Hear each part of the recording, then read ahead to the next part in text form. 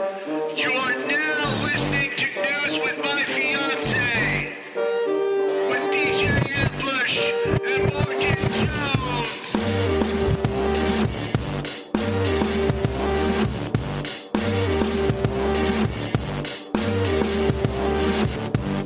Good morning. Good morning. Hello, how are you? You know, fresh off a remix. So, feeling good, feeling great. Okay. We switched up We did. the read, Yeah, as they say. I love it. I tripped up a couple times. I'm just going to say it first so that no one can text me about it later. I mean, you could still text me about it, but You're like very I welcome. already acknowledged it. So, who's the one who's silly here? You know? Leave it where it lays. Good morning, fiancés. Ambush, it's been a week.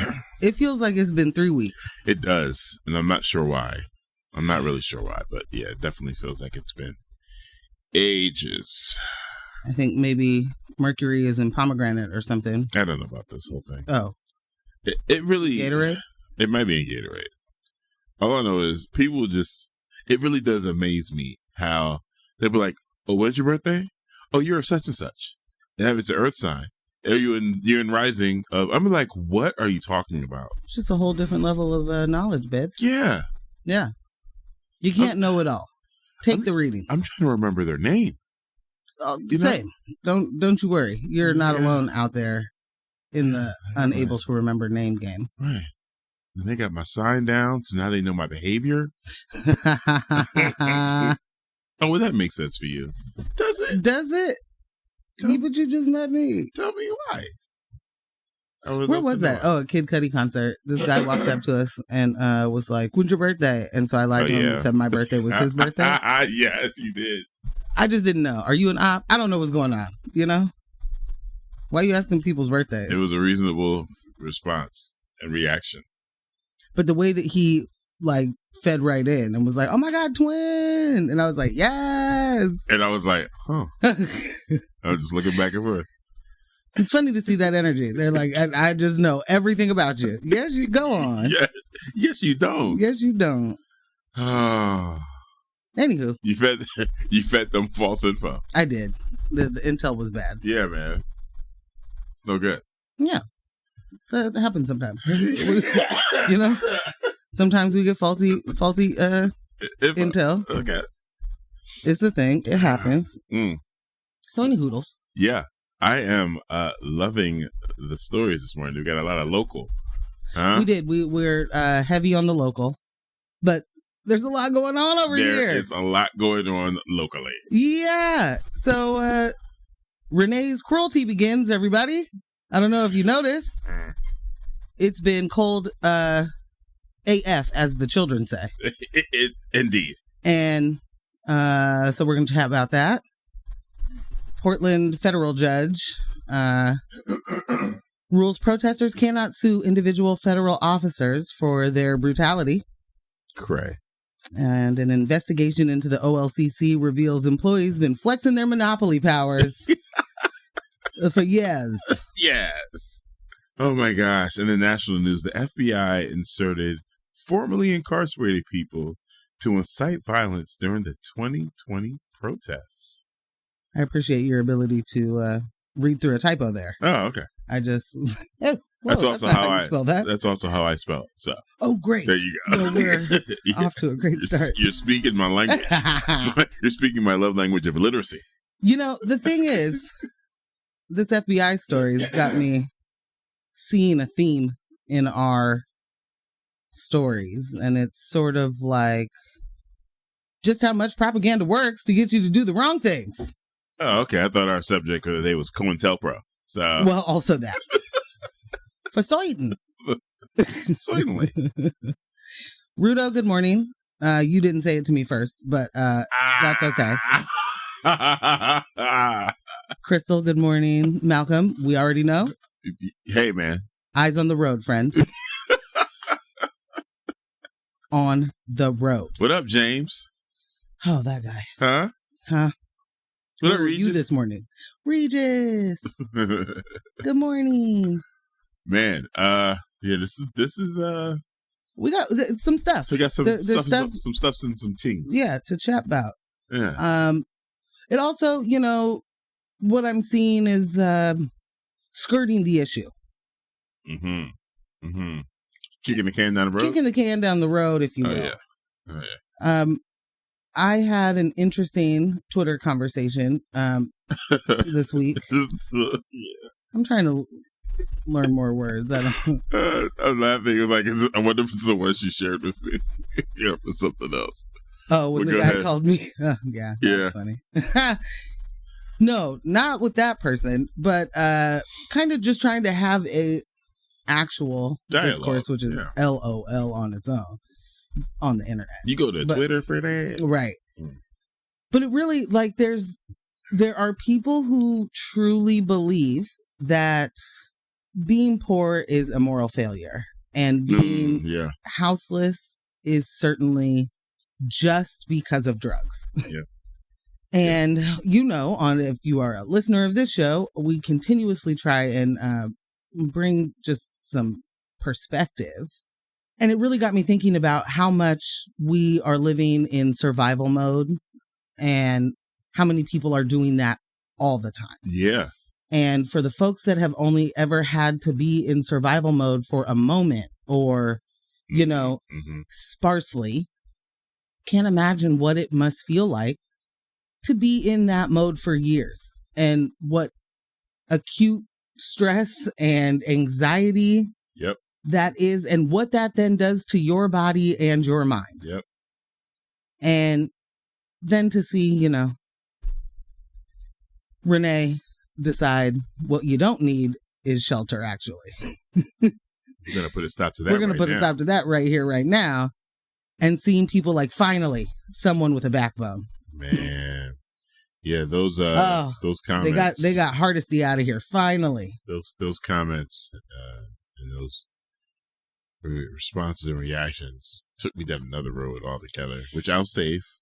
But and I'll just wrap my whole point is that we do absolutely everything in our power to not talk about the thing that matters the most.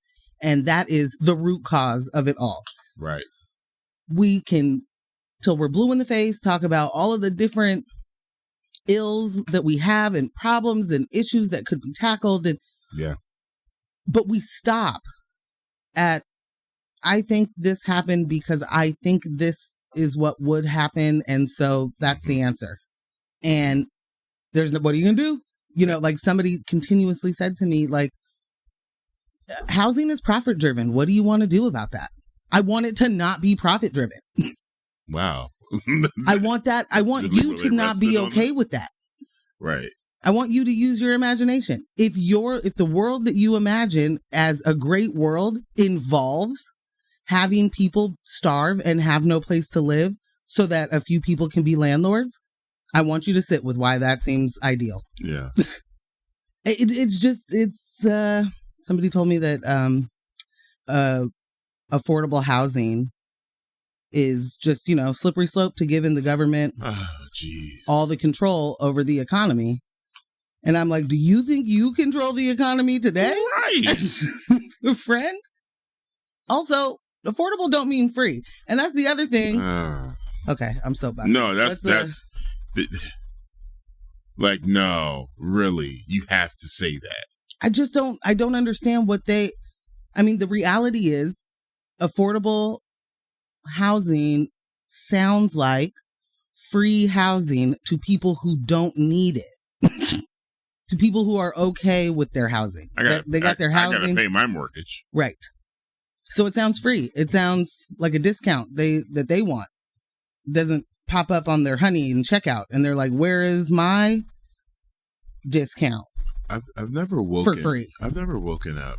I've never awakened and wanted less for someone so bad, less for someone else so bad, based on my situation. Right. Oh, well, no, you cannot have a better life than me. Well, if I didn't. Perceived better life, anyway. If I didn't get a mansion by now, you can't have one. Listen, I had to pay my student debt, so you certainly need to pay yours. Like, oh, my goodness. I'm sorry. That's what it means to be all grown up. We got a text from Malcolm. Good morning, Malcolm. Morning, Malcolm. Says, good morning, DJ Morgan and DJ Ambush. Just a quick reference to one of last week's topics about payroll issues with state employees. My first paycheck for my new job was shorted by 75%. Jeez. I called my boss in the middle of the night. This is exactly what I would have done. Yeah. Asking what gives. We looked over the W-4 the next day. The error was the result of a decimal being moved to the wrong place. Oh, snap. They cut me a check and all is right again, but it was disheartening to see 80 hours worth of work not pay off. Malcolm. Bruh. So Malcolm, they cut you a check right on the spot once you guys figured it out, because that's my other question. Yeah. Like, I have had moments where it's like, wait, this isn't correct, and then it's like, well, catch you on the next one. Pay period. Whoa! That's 2 weeks away, friend. I will be late on everything. Yeah. Who's paying my what are they called? The bank fees when something doesn't. Yeah, bounce check fees. Yeah. Overage. NFT. No. Yeah. Overage. I said NFT, said and NFT. that's not what I meant, you guys. Who's going to pay my NFT? I meant NSF. But also, who's going to pay for my NFT? Who's going to pay for my NFT right now? Oh, my gosh. Yes, that's... I'm hopeful that you got paid immediately. Yeah, I definitely want to hear more about that, Marco. Rudo said, good morning, fam. Morning, Good morning, Rudo. See you tomorrow, man. Oh, can I tell you really quickly how terrible I am at this? What? I definitely thought this was happening Saturday. Oh. At no point have you ever said to me, hey, Morgan, we're going to do the Fan Expo on Saturday, It's true. the 18th. You have forever said the 17th. Yeah. Well, I don't know, Ambush. I don't know what has happened. But yesterday, I'm talking to DJ Tempo. Mm-hmm. And she's asking me what's tomorrow look like, and or Friday, and it's like, oh, and then this, oh, and then I record, Unrefined, and it hit me. Wait, do I record Unrefined on Friday? Do I have when's that Fan Expo? That's Saturday. That's a Saturday thing. And Bree kind of gave me that head cock, the like, is it? She doesn't know, but she knows that I don't. Right. You know what I'm saying? So we're going to be at the Fan Expo on Friday. Yeah. And that's tomorrow. We are. It is not Saturday. Yeah. It's going to be great. It is. I'm excited. Absolutely amazing. So good. Okay, one more text before we take a little music. Sorry I'm late. I was watching the new Guillermo del Toro stop motion masterpiece. Oh, wait. It was DJ Ambush playing with his Funkos. Yes, Ruda. I was going to hashtag it. I was going to hashtag it. I take my toys out of the box. Oh. I play with my toys, bro. I play with my toys. Play with my toys. Yeah. You did create quite the masterpiece. Thank you. Yeah. I hope Guillermo will be proud. I really do. Oh, you guys, you should see that he is incredibly nervous in this moment, as if Guillermo may be listening to this or show up in the studio across from us or something. He's masterful. Okay. It really is. Music break. Okay. All right. We'll be back with some musics. No, we'll be back after musics. Guillermo.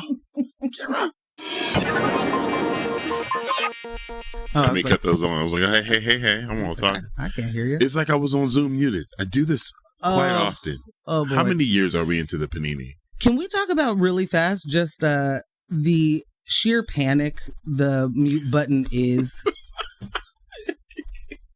You can't find it. You can't find it sometimes if you're on the mobiles. It's it eludes you. Yeah, it's usually in the same place. And here's the thing, right? It never moves. That's a definite. But there's this. I know I have muted myself. Maybe I'm not even on camera right now. Who knows?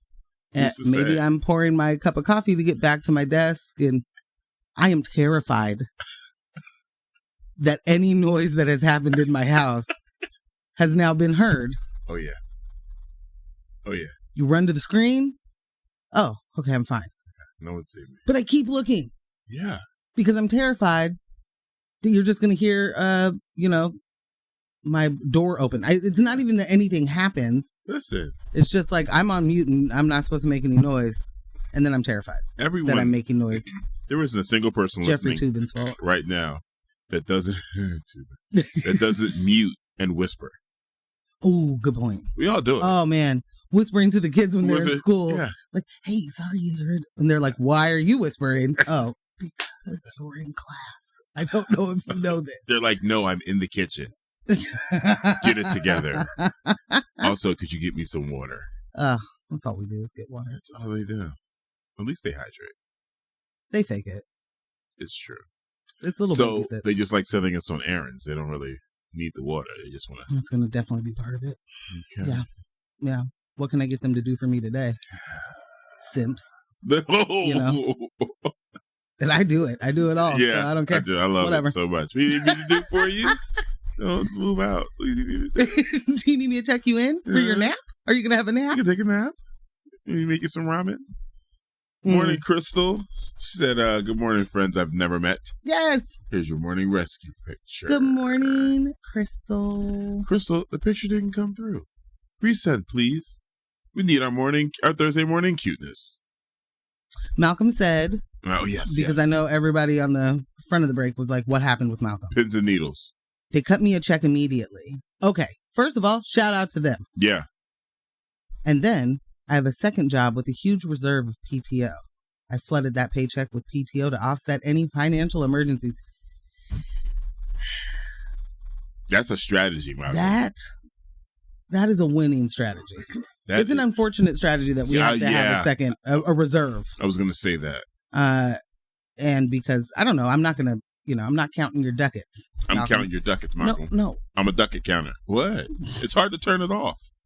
Okay.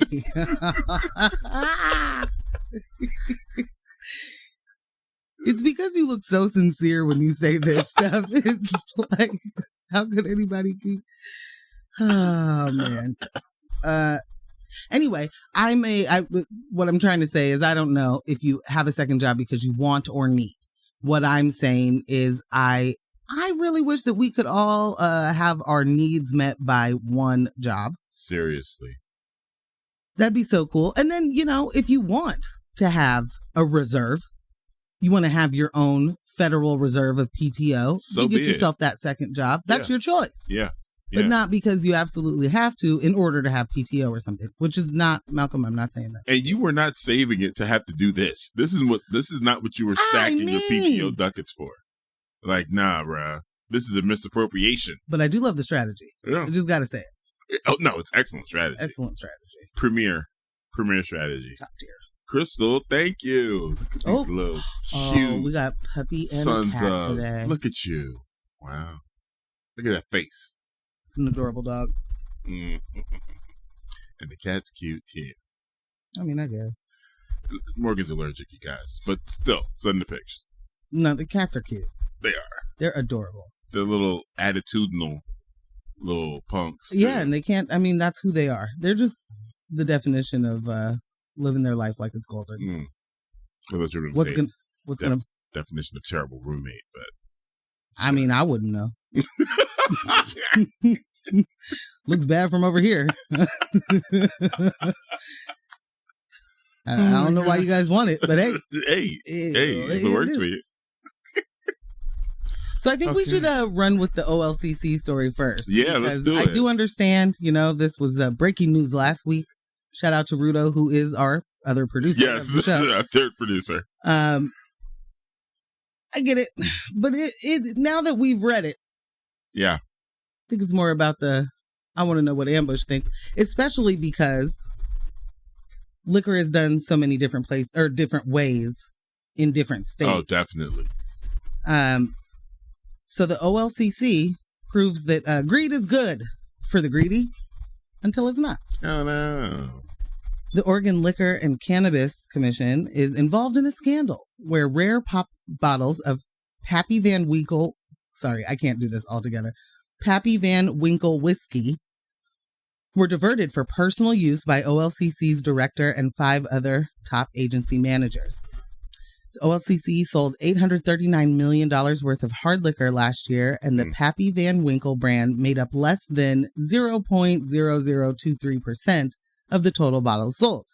The agency said 44.35 million bottles, sold 44.35 million bottles of liquor last year, and only 1,000 of those bottles were the Pappy Van Winkle brand. Mm-hmm. Oregon Attorney General Ellen Rosenblum announced a criminal investigation into where those bottles went and how they got there. The scandal could potentially give the Northwest Grocery Association leverage to convince voters to privatize liquor sales. Mm. Out of the 999 bottles of Pappy Van Winkle Oregon received last year, 150 bottles were placed in a lottery for the public to purchase. Whoa. And the other 849 bottles were allocated in an opaque manner under investigation by the Department of Justice. Yeah, they wild out.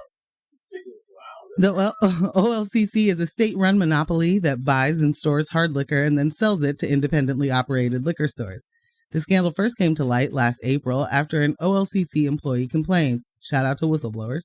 Mm-hmm. Governor Tina Kotek requested the resignation of several high-ranking officials, including Marks, who stepped down. The OLCC Board of Commissioners, who appoint the agency's executive director, held a meeting to address the controversy. Chairman Paul Rosenblum chastised the press for seeking comment or expecting action from the commission before a meeting could be held.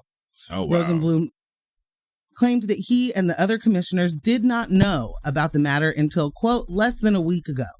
An internal investigation was completed in September, and the findings were added to each implicated OLCC official's employment record. Mm. Rosenblum defended the board's actions and emphasized that they are not permitted to discuss matters with one another outside of a public meeting. Oh, goodness. Rosenblum praised his colleagues on the board and said that he did not sign up for this position to micromanage the executive director of the OLCC, but to create policy. Sir. Paul, is it? Paul.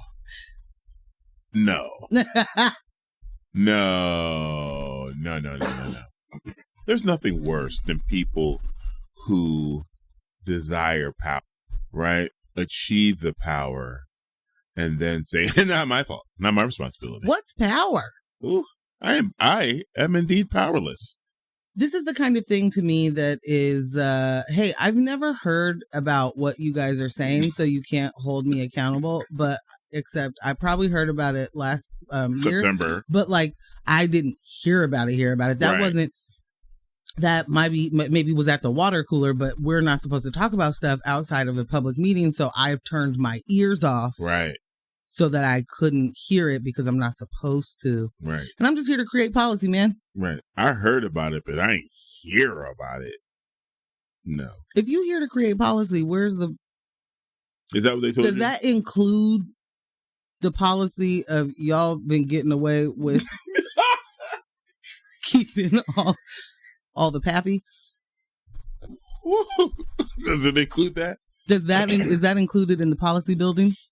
Oof. Hey guys, what internal we've got going policy, on? Here's the thing: so many places have their own little, their own little sneaky things that they do. I like the click like that. I won't say where. I'll say not here. Right. But at a box office I worked in, one of the and this was an open policy. I mean, it was. When you have any sort of overage, oh yeah, you're gonna put that money over here in this pot. I get triggered every time we bring that up. That's an understood policy. Yes, internal. It's the way we keep keep the books straight. Keep the books straight. Gonna keep the safe. Keep the overage over here. Oh, one of the ticket sellers is short. Take it out of that pot.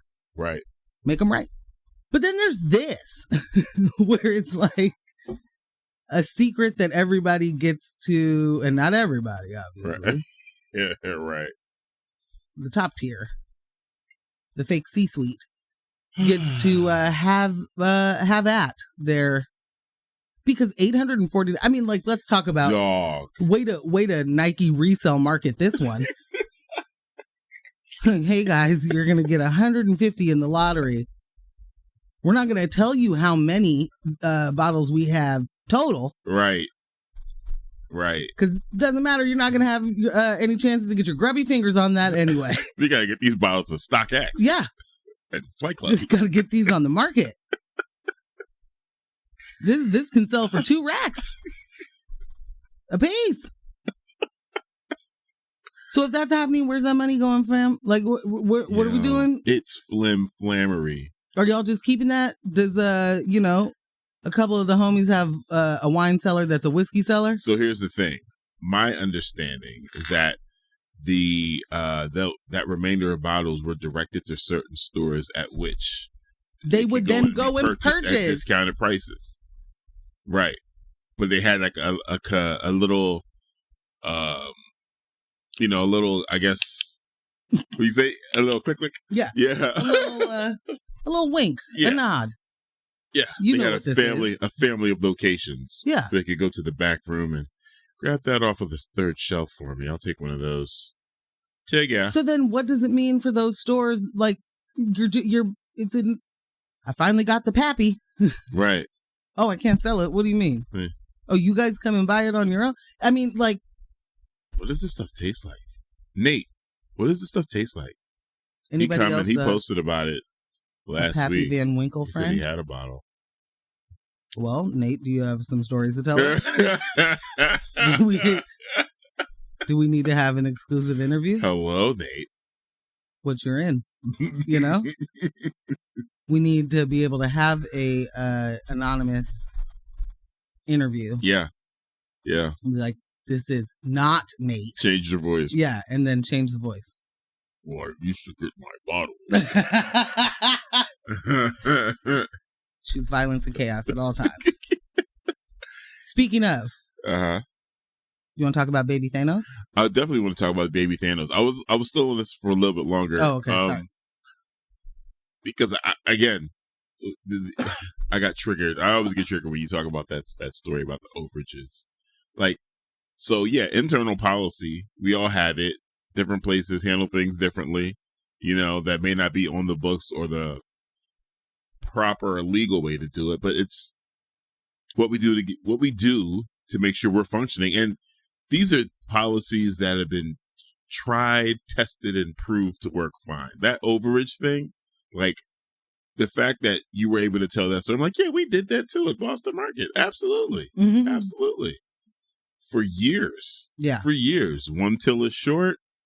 One till's over. Pull it. Put this, and it evens out the very next shift every single time. Every single time somebody miscounted, and that was used to fire me. What?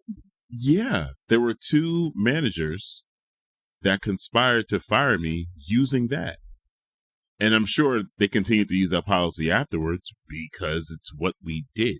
It's how we kept the safe. It's also not, you did not create it. Or exactly, Pre-existing, as they say. Taught to me by other management, right, of the same establishment. Yo, it was so wild.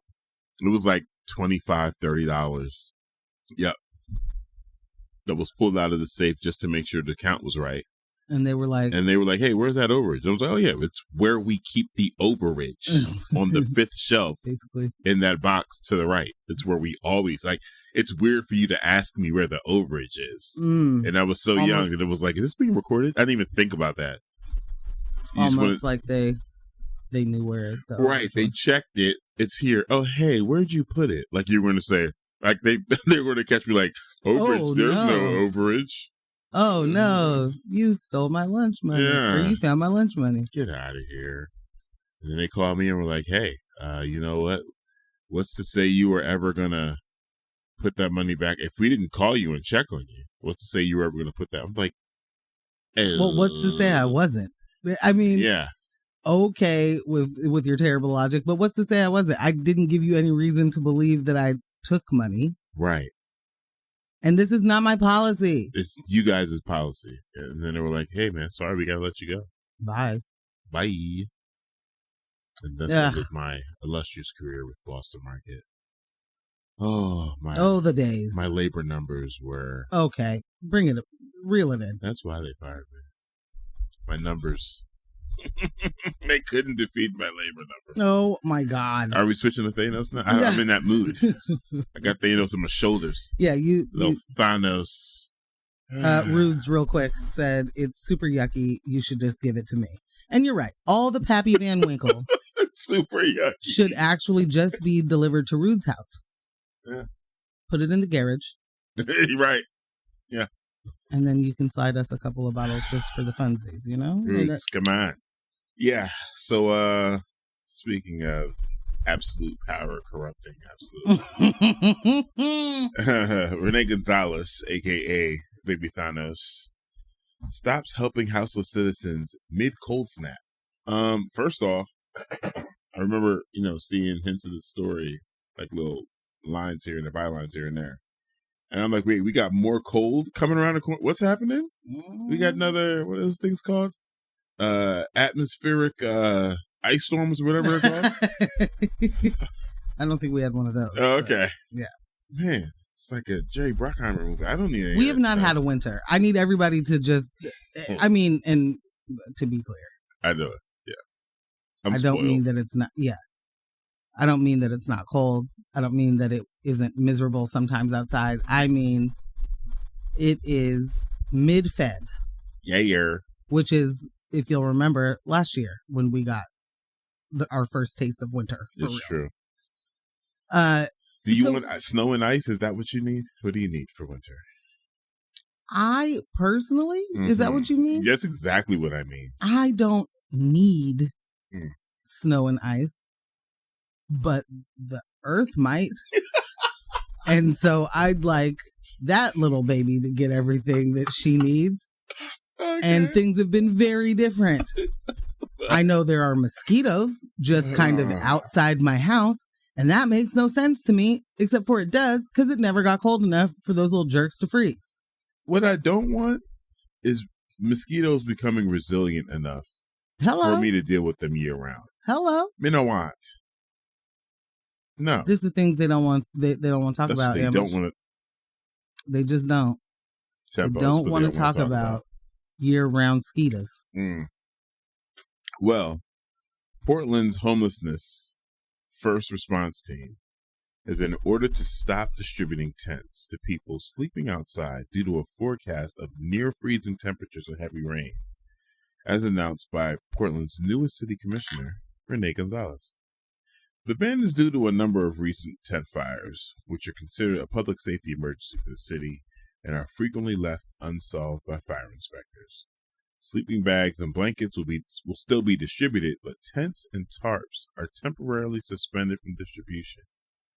Make it make sense. Distributing supplies to unhoused people, including tents, is a central facet of Portland Street Response's outreach work, and it is hoped to build trust among houseless Portlanders who may be weary or unaware of emergency services.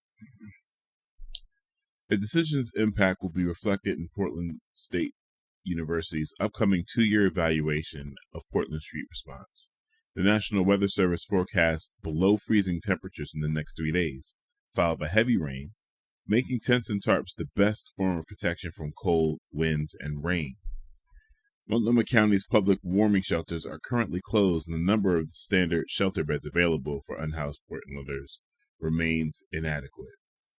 Other city and county agencies are allowed to continue their distribution of tents and tarps, including the Joint Office of Homeless Services.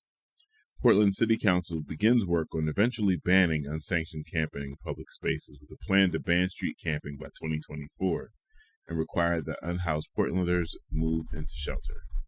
Now, I know what you guys are thinking. Is this a winning strategy? I say yes. It's worked everywhere. I mean, hey. It depends on what the win is, right? Oh. Is it a winning strategy to further ostracize and harm people? Yep. Winning. Winner. Winning. Y'all. When we talk about propaganda, let's talk about tent fires. Because they out here lying. And it's important to know what is actually happening. Most of the fires that happen outside at any sort of encampment is due to what are they called? Ambush, the warmers, like tanks, like a propane tank or a faulty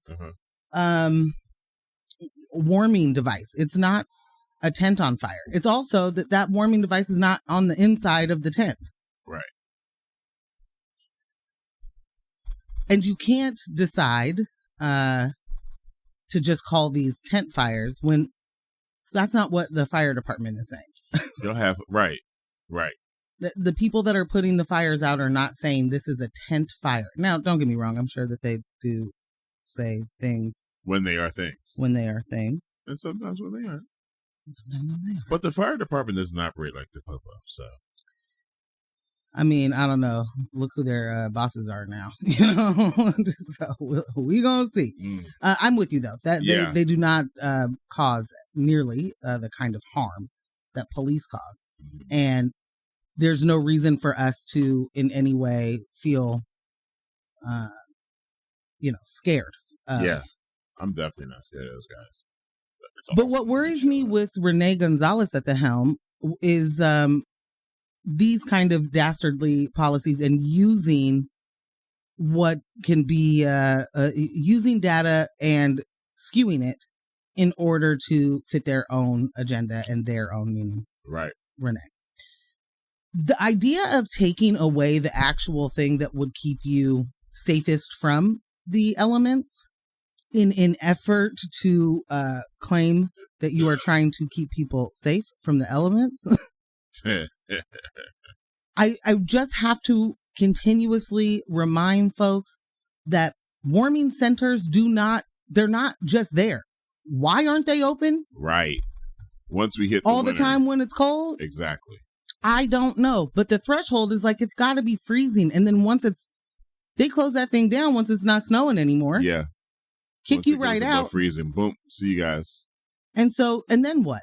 Where do I, because if you'll just hearken right on back to the last day you were cold, how did that usually work? It's not that it's very cold in the morning and it's very cold in the evening. And why is that? The sun is not out, right? Right. Those are the moments they get kicked out of a warming center. You know what's also confusing? I thought they wanted them inside. So if you want me inside, but you don't have a place to put me, mind you, I don't believe in I'm going to take all your things away from you so that I can force you to be in this warehouse over here. Not cool. Not even a little bit. That is not safe. And that surely is, I had to stop myself from cussing there. It surely is not a way to a sustainable life. That is not a stepping stone to stability. Right. That is not a stepping stone to anybody being a productive citizen, which is what you claim that you want folks to be. But forget about all the traumas that it would take or that you incur when living on the street. Forget about the complete and total shift in mindset that it takes to live a completely different life because the rules are different. The environment is different. Elements hit you different. Yeah. And what you have to adapt to is a complete and total opposite of what you are going to be asked to adapt to work at the grocery store. And on top of all of that, we're going to take the tents away and the tarps so that you don't feel like you could just move in somewhere. This is gross. Super gross. Even more gross is the public's reaction. Ugh.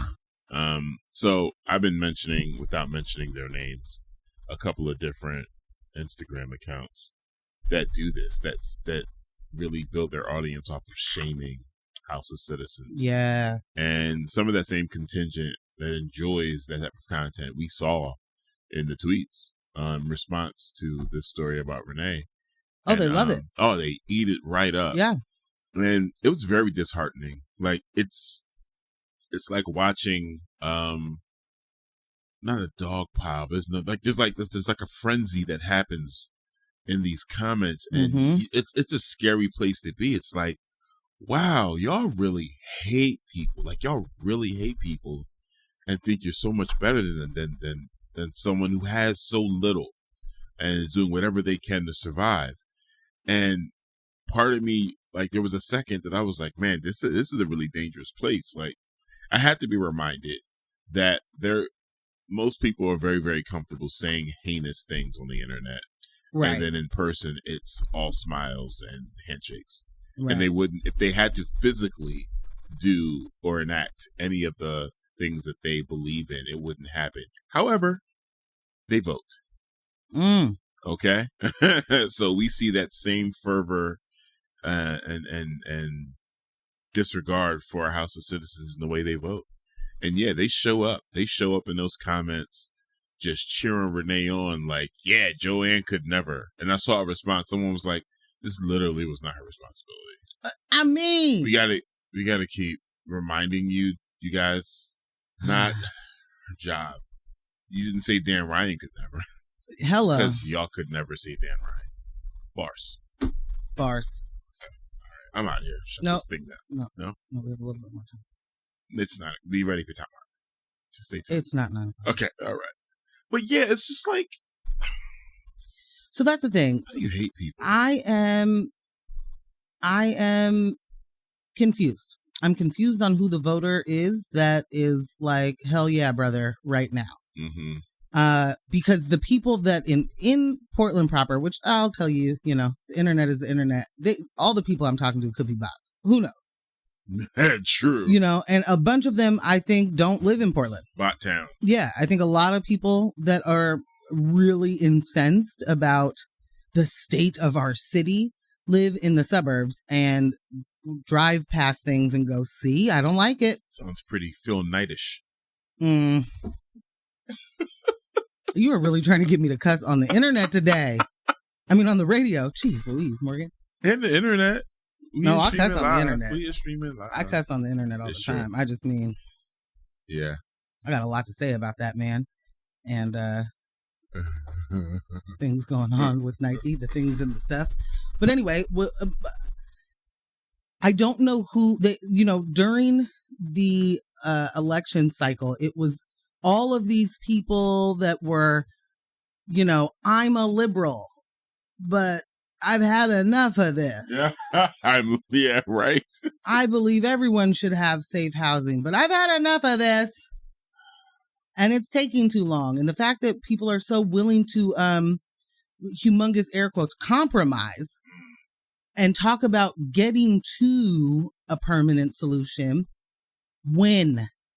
And what does the permanent solution look like for someone who is willing to say, you can go to jail or a warehouse, but you cannot be in my face? Bruh. Take it over there. I work hard for my rental. You should too. Yeah. Like, who are these folks? And how do you make that okay with yourself?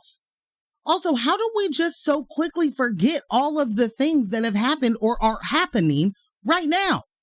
Where are you listening? Where are you gathered? What are you reading? Who is telling you that there wasn't a whole pandemic? How are you forgetting that the government failed us miserably? How are you forgetting the explosion, big quotes, of all of these things happened at the same time? Right. So like people are out here like, oh, Oregon decriminalized drugs and that's why there's so many needles on the ground. Tell me how many people were living outside pre-quarantine and pandemic and during. Let's talk about how those numbers shifted. Let's talk about how once all of your resources are stripped, once you're living outside, once you are having to get acclimated to a completely different reality, maybe that's when you become a drug user and not before. Because I'm going to tell you right now, I have never intravenously used a drug, but it's... Now that you haven't had cause. Put me outside where I'm sleeping. Y'all don't camp sober on purpose. Okay. I got to bring the music down for that. Y'all, when you go purposely sleeping outside, you don't do it sober. So folks forced into it, evicted from where they lived, no options left, supposed to do it with a smile, get up in the morning and go find a job, make it make sense. But also, you don't get a tent and you don't get a tarp. We'll give you a sleeping bag though. Bruh. You know what I think catches on fire quicker? A bunch of sleeping bags. Because what I would do is put a bunch of sleeping bags together to make a tarp. Yeah. Yeah. And I'm pretty sure it's going to go up. That certainly could go up. Yeah. I don't know. I'm at a loss. I don't understand how we can be here in 2023 watching people say, I very much care for people. Get them out of my face. Yeah. Yeah. Yeah. The performance of it all. You could take all of the time that, and believe me, it is folks who have not, there are endless studies on why we're here. Yeah. How poverty is a policy choice. How we could eradicate poverty at this level. And we decide not to. These are not just me making things up to sound cute. Endless amounts of data for you to comb through if you wish. But instead, if your idea is my opinion is facts and I'm going to run with it, and my opinion was given to me by a white supremacist and you don't even know it because you don't care who you listen to. Ooh, just be out here doing the fool. Yeah. And trying to act as if there is some compassion in there, as if this is for the people. You're going to take all these things away right after you displace them anyway, which takes all of the things that they have gathered. Right. Make them start over with a sleeping bag in near freezing temperatures.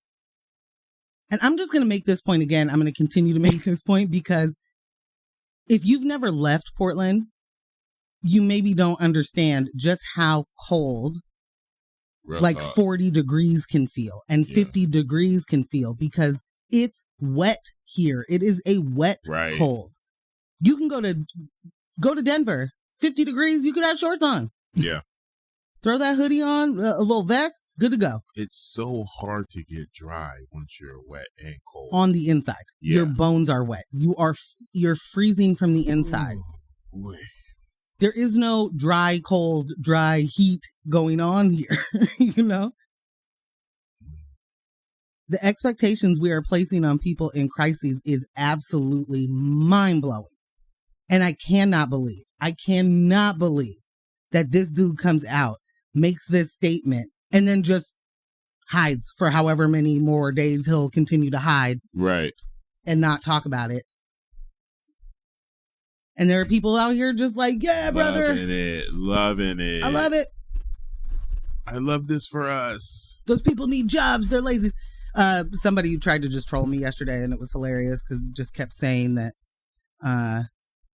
homeless people in Oregon are just mostly white and lazy. I think privileged, lazy white people. And I was like, interesting.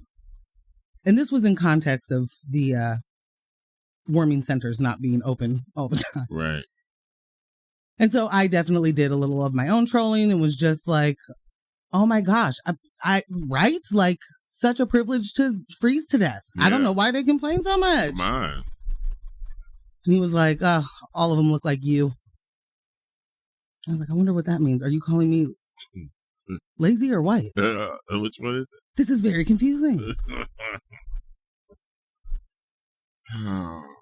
And just kept going for you're lazy, privileged, and white. Yeah. Okay. Those are three things I'm never actually going to be. No. In no part.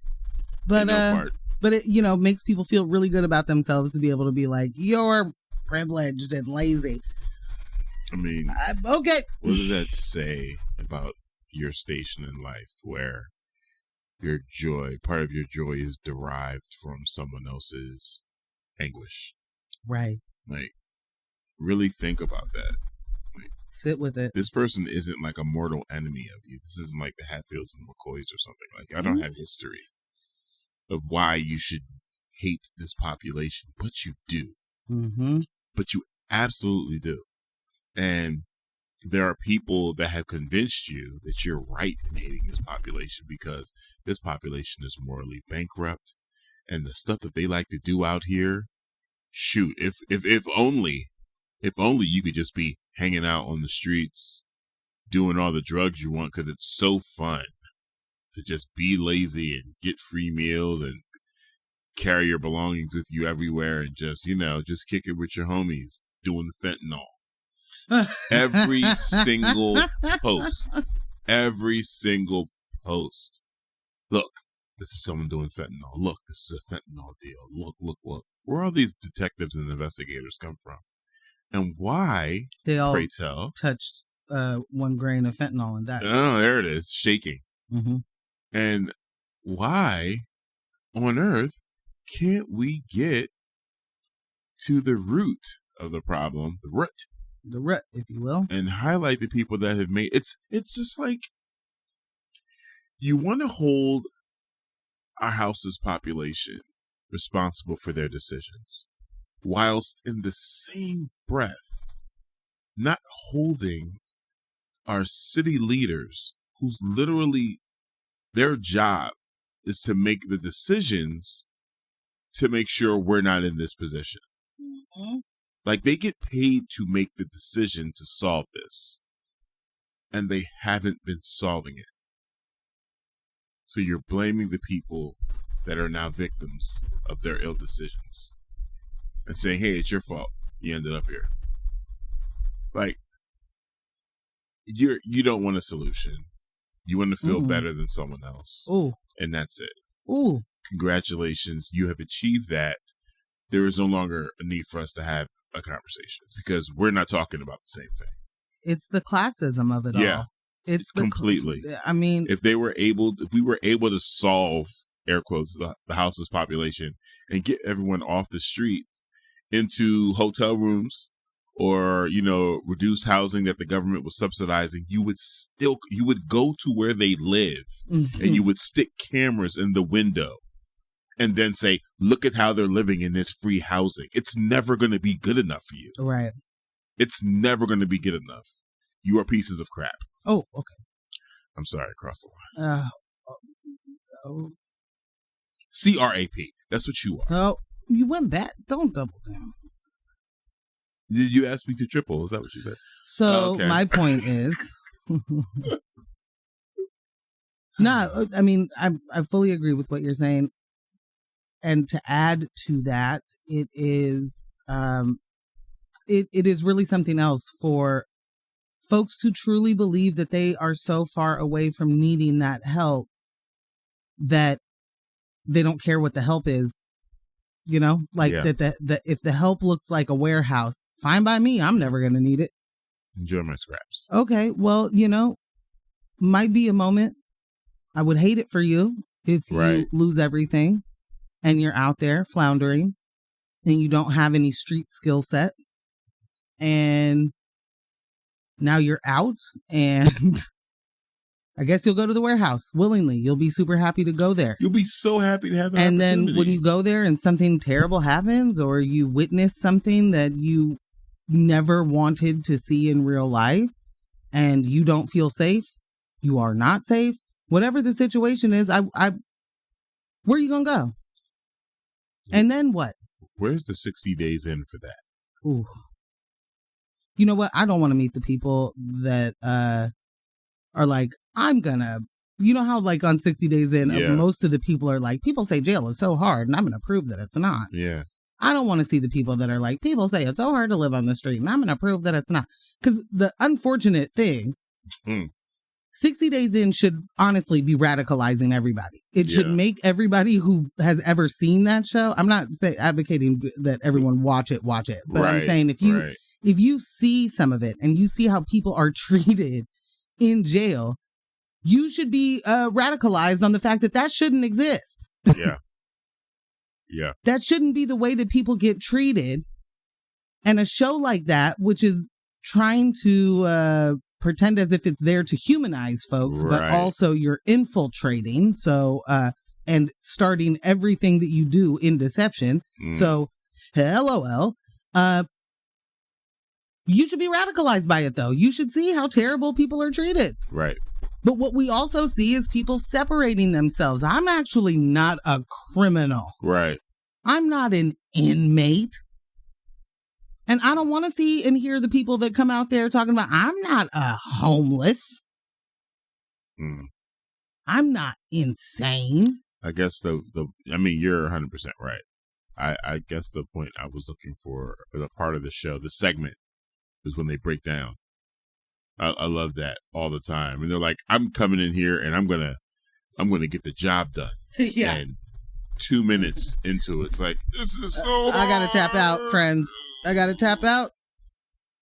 I'm usually the one who's on the other side of this power dynamic. Right. Yeah. The thing for me though, Ambush, is I don't want to see you tap out if the tap out means that you're just going to go home and play PS4. Right. And have learned nothing from that situation on the fact that you decided I can't hack it, so I'm gonna leave. Yeah. Which is not an option for the people who have been sentenced to at all whatever their sentence is. There is no, actually, I get it now. This is bad. If you could just send me home, we could have totes get it. Yeah. You know what? I didn't get it before, but I totally get it now. Yeah. Okay.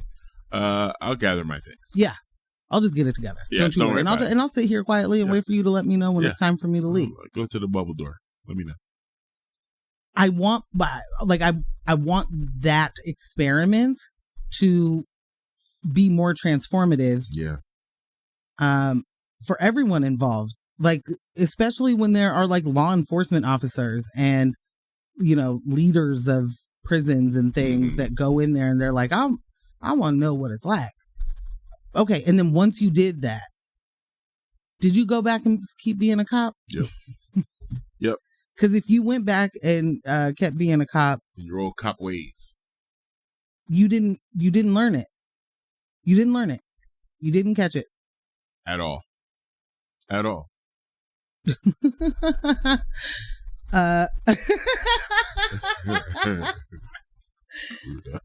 Text message.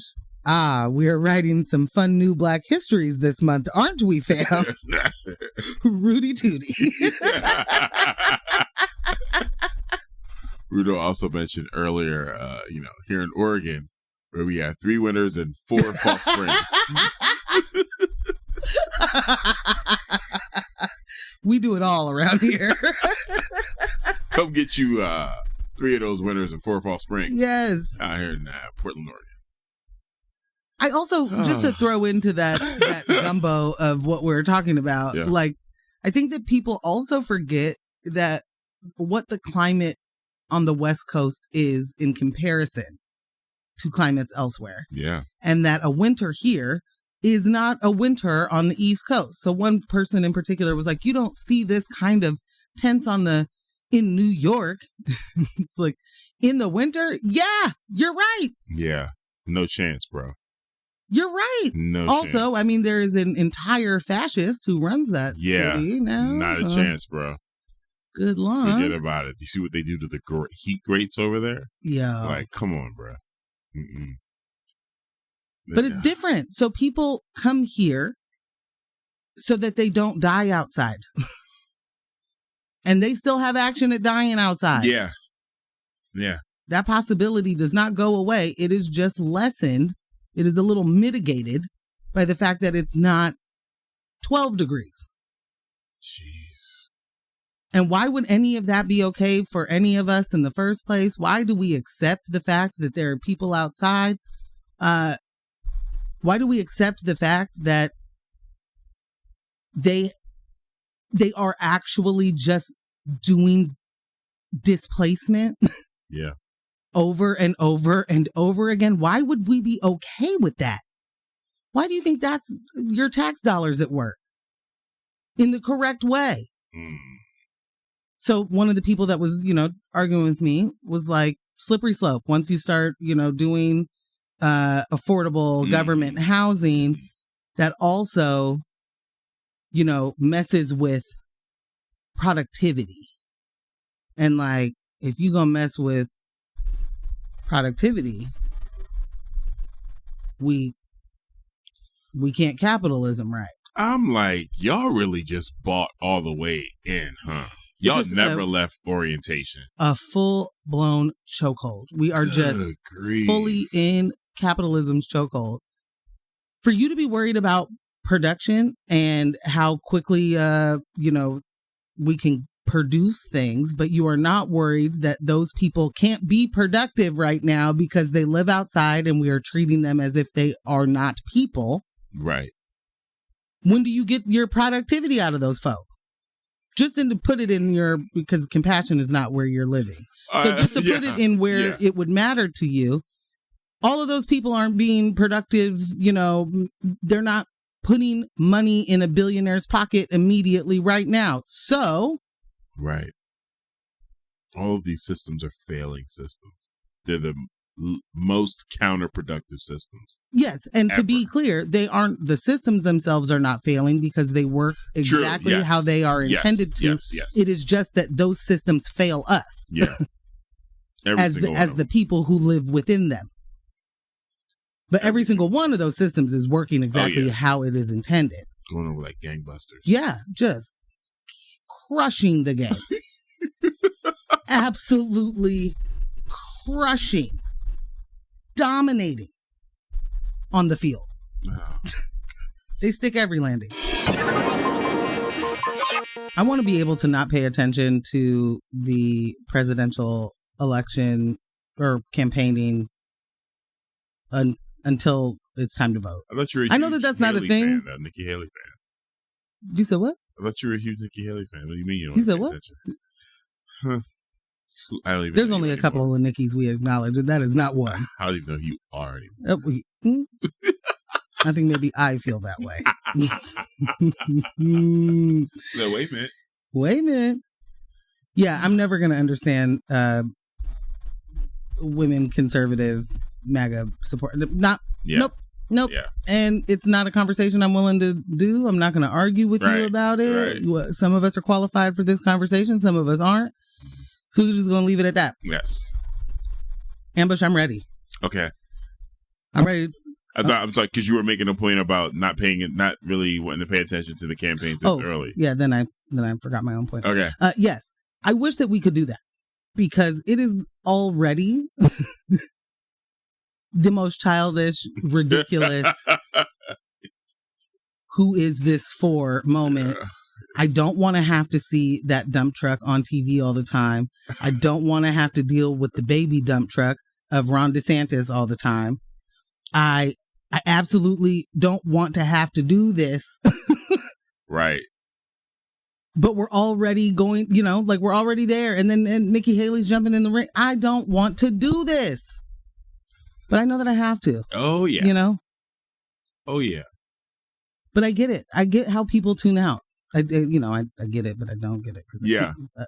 We don't want you to tune out. I don't want you to tune out. But I do want you to not give Trump all your attention. Yeah.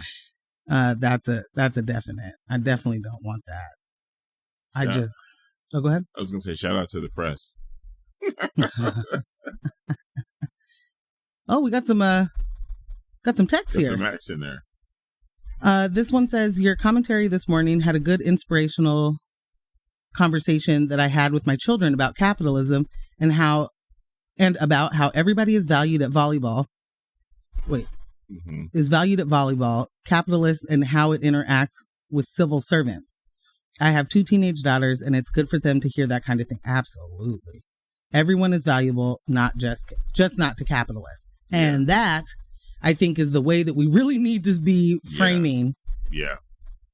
Because it is capitalism that tells us that if we can dream it, we can achieve it. Otherwise. And they be lying. Yeah, flat out. And everyone is valuable. Everything that people do, like what we produce without it being, for someone else's gain, that is valuable. And my thought is always, if you have a baseline of safety and security, and we do this supposedly, our whole point of, taking care of our children is so that they have a safe, secure place as a baseline. Right. And then when they leave, how many parents are subsidizing in some way that allows them to continue to have some baseline of security so that they can have the, wherewithal and the wits about them to learn still. Yeah. To try things, to have imagination, to do stuff. to do things that scare them. Yeah. You know? But if you are living in a scarcity mindset at all times, when do you get to flourish? When do you get to create? When do you get to feel valuable? I just can't get over it. I can't get over how that person that I was chatting with was so much more concerned about production and what people are able to produce and how it would, you know, throw a monkey wrench in capitalism if we allow people to have a place of security. And my thought is that the more security and safety people have, the more they produce. This and that's not for capitalism, just in, you know, just in general, you are more able to do things. Yeah, period. Period. Yeah. You just are. It reminds me of a comparison between, you know, I feel like with racism, we got to a point in the conversation was like, hey, it's not enough to say you're not racist. You need to be anti-racist. Yes. And this is, for me, it's the same thing. Like, I kind of saw like a through line there with capitalism. You know what I'm saying? Like, if you're not anti-capitalist, it's going to be very hard for you to talk to me about the situation from a angle of empathy that shows me that you really understand what's happening right now. Like, you have elites that are enforcing this scarcity mindset for sport. Yep. Like, let's watch them, you know, let's watch them fight for resources for actual sport. And then here we are in the middle of the gladiator arena enforcing continuing to enforce, like, hey, well, slow down there, know your station, okay? We got to produce. Wow. And somebody making $25,000 a year will scream me down about how important it is that these billionaires get lower tax rates. Right. So anyway. Yeah. Yeah. Not much time left, but I'm jumping into this self-snitching story. Yeah. Because it is one of my favorite things when people are like, you know what? Let me tell you what I did last year. And feel free to give me the Styles and Jada. Absolutely. Yeah. Absolutely. It's a lengthy one. In news that should surprise absolutely no one, reporting has revealed that the FBI used an informant to infiltrate Black Lives Matter protests in Denver in 2020. The use of an informant has raised concerns that the FBI is using its powers to harass and intimidate minority groups. Senator Ron Wyden is calling for an explanation from the FBI as to how it recruited a violent felon to encourage protesters to engage in increasingly violent demonstrations while trying to entrap them in criminal misdeeds. Wyden sits on the Senate Intelligence Committee, which has oversight over federal intelligence gathering agencies, including the FBI. The informant, Michael Windecker, is alleged to have encouraged violence and asked activists if they wanted to learn how to, quote, blow up effing buildings and guerrilla warfare tactics and sabotage. Yeah, because that's what we're here for. A new podcast report by journalist Trevor Aronson has revealed that the FBI paid Windecker $20,000 to spy on activists, many of whom were African American, and gain prominence within the group. The FBI used Windecker to encourage activists to engage in increasingly violent demonstrations while trying to entrap them. During the 2020 racial justice protests, a man named Michael Adam Windecker II drove a hearse filled with guns to demonstrations in Denver, Colorado. Wild. Windecker claimed to have been a soldier in the French Foreign Legion and the Peshmerga, and that he had trained anti-fascist activists in weapons and hand-to-hand combat and explosives in war-torn areas. He boasted of supporting the Black Lives Matter movement, but was paid tens of thousands of dollars by the FBI to infiltrate and spy on the racial justice groups in the summer of 2020. Windecker became an organizer of Denver's racial justice demonstrations, deployed controversial tactics, and undermined the social movement, gaining momentum by acting as the FBI's eyes and ears on the street. The FBI's work in Denver with Windecker as its informant demonstrates how the Bureau viewed and investigated racial justice groups during the turbulent summer countering the narrative that the FBI only targeted right-wing groups. Mm. Windecker's criminal history includes sexual assault, felony menacing, and multiple protection orders filed against him. Casey Windecker, Mickey's third ex-wife, suspected that he was secretly working for the police and had seen him visit local police stations to meet with cops. In 2017, after Casey and Mickey separated, he allegedly assaulted her and was arrested. But while in jail, he revealed information about a murder to the arresting officer and was released from jail shortly afterward. I think this is Cassie. But Cassie believes that Mickey was able to get out of jail due to his status as an FBI informant. Yeah. But there is no record of him being charged with the assault in Colorado court filings. Wow. So I want you to sit with that. Just put a pin in that one. Put a pin right there hello. Because in 1975 ambush, the FBI's COINTEL program was investigated by a Senate committee which uncovered abusive practices, including informants becoming leaders in organizations and accusing real leaders of being informants, which is known as snitch jacketing. While COINTEL Pro no longer officially exists, clearly many of its methods remain in the FBI. Activists say that Windecker helped organize and promote these protests that turned violent. More than 70 police officers were injured during the week of August 22nd through the 29th in 2020. Police responded with force and brutality, breaking bones and firing pepper balls and rubber bullets. One man was hit in the head with a lead-filled bag, and a woman lost her teeth due to a sting ball grenade. Denver police were forced to pay $14 million to 12 protesters in a civil judgment for police brutality in response to the George Floyd protests. More than a dozen activists spoke to confirm that Windecker helped organize and promote the violent protests in Denver. This story certainly raises questions about the use of the FBI informants with criminal histories and the potential for abuse of power in such situations. Bruh. So if we could go back really quickly to his third ex-wife believing maybe he got out because he might be just out here snitching. Right. For that arrest to go away, these are the same people that will tell you that you can't, we care about women. And so you got to protect women at all costs. He allegedly beat her. And when she called the police and they picked him up, they let him go because he talked about a murder, gave them a little info, and then that arrest goes away. That's way more valuable than her safety. Her safety means absolutely zero. Not that she didn't bring him to y'all anyway, right? Right. But we do not care about women. We do not care. Like, we have to stop this whole, like, there is some police force of great cops that come out here and make sure that women are safe. Not even close.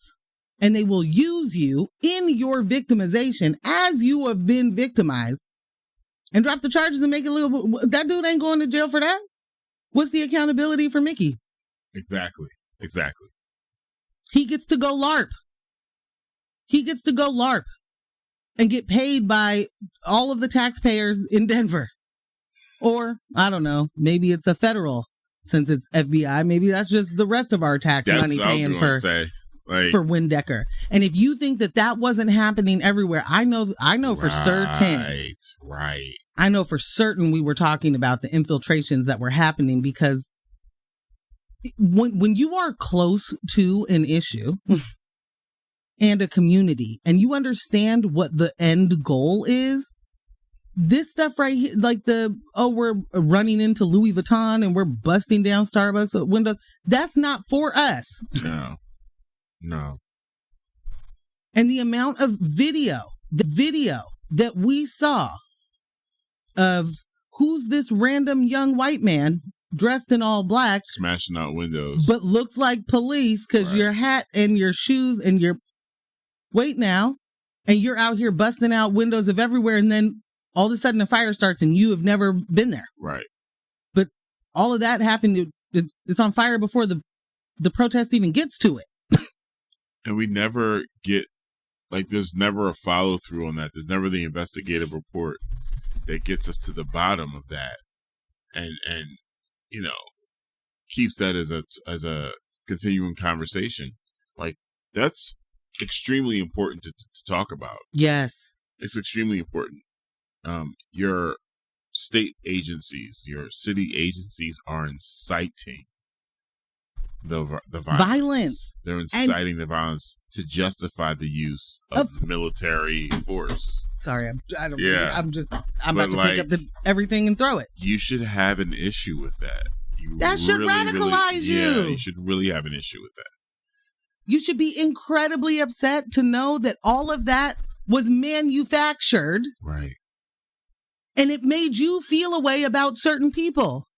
Right? Like, there are so many people out here right now telling folks how to protest, and, oh, you don't need to do it this way. And, and I'm with you. I believe in it. Just make sure that you keep that protest peaceful. Yeah. You have black people saying to each other, don't burn down our neighborhood. Because that's what we do. Because it works. The propaganda works. Mm-hmm. You're still operating from a frame of mind that is what would happen if there wasn't a police force to enforce somebody else's idea of justice. Give it enough time, they'll rewrite Rosewood, and it'll be black people that burn their homes down. No, you know what? You're listening to X-Ray FM at KXRY Portland at 91.1 and 107.1 FM, and in the Halem, Manzanita, and Rockaway Beach at 91.7 FM. Streaming online everywhere, xray.fm. And that was news with my fiance. We got another text. Oh. I appreciate the truth you speak every Thursday. Oh, thank you. Shout out to you. Yes. This is a really, we love it here. We do. We love kicking it with you guys every Thursday morning. That was... We appreciate our fiancés very much. Heck yeah. That was news of my fiance.